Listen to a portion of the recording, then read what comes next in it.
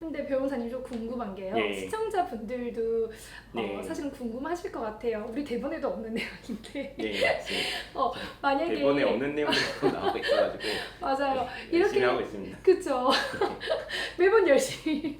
근데 그 사실은 당연히 법적인 대응을 해야 되는 건 아는데 그 네, 제가 이제 검사님들이나 이제 변호사님들이나 이제 판사님들을 한 번씩 만나서 좀 인터뷰를 할 때 네, 이런 이야기를 한 번 들은 적이 있거든요. 근데 우리 사회적으로 허용되는 범위라는 게 있다. 이제 변호사님께서 네, 말씀하셨을 때 네, 화를 낸다거나 욕을 한다거나 혹은 네, 물리적인 행동을 감이 안 되지만 네, 가했을 경우에 사실은 이게 명예훼손이 될 수도 있고 모욕죄가 될 수도 있고 맞습니다. 협박죄가 될 수도 있고 너무 네, 억울한 일들이 생기는데 이게 사회적으로 좀 이해가 되는 인정이 되는 허용 범위에서는 법 쪽에서도 약간 눈을 감아주는 경우들이 있긴 하잖아요. 네. 이게 어느 정도일까요? 이해해 보시면 됩니다. 제가 네. 맡았던 여러 사건들 중에서 네. 상간 소송 중에 이제 그 상대방 상간녀를 찾아가서 그 사무실 뒤집어 놓는다든지 가서 심지어 뭐 때리거나 이런 경우들도 있습니다. 근데 이제 그런 경우들은 그 역으로 이제 고소를 당해서 이제 어떤 처벌을 받게 된 경우가 많고요. 그리고 또 이제 이런 사실들에 대해서 어떤 블로그나 아니 SNS에 올린다거나 그 사람의 실명을 공개한다든지 그 사람의 얼굴을 공개한다든지 이런 부분들은 또 명예훼손으로 이렇게 고소를 당하는 경우들이 있습니다. 따라서 이제 가장 현실적인 방법은 이제 그 정확하게 법률적인 어떤 근거들을 갖춰가지고 이렇게 법적인 절차를 취하는 겁니다. 예를 들어서 뭐 내용 증명을 보낸다든지 추후에 이제 소송을 한다든지 그리고 그 관련된 상대방 재단에 가압류를 한다든지 그리고 이제 심지어는 또 이제 직장으로까지 이렇게 소장을 넣는 경우도 있거든요. 근데 그 정도의 범위까지는 보통 허용이 되는 걸로 알고 있습니다. 그렇군요.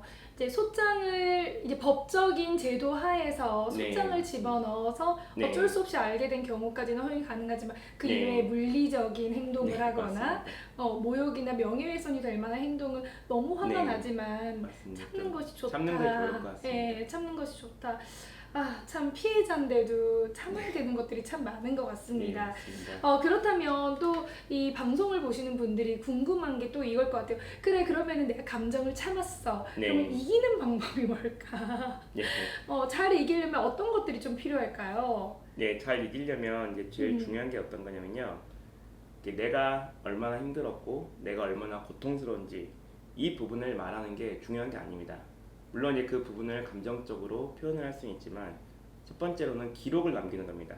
상대방이 음, 어떤 문제가 있었는지 어떠한 증거가 있는지 그래서 이런 카카오톡 메시지, 문자 메시지, 사진, 금융 자료 그리고 관련된 자녀와 관련된 자료 이런 것들 상당히 남겨놓은 게 중요하고요.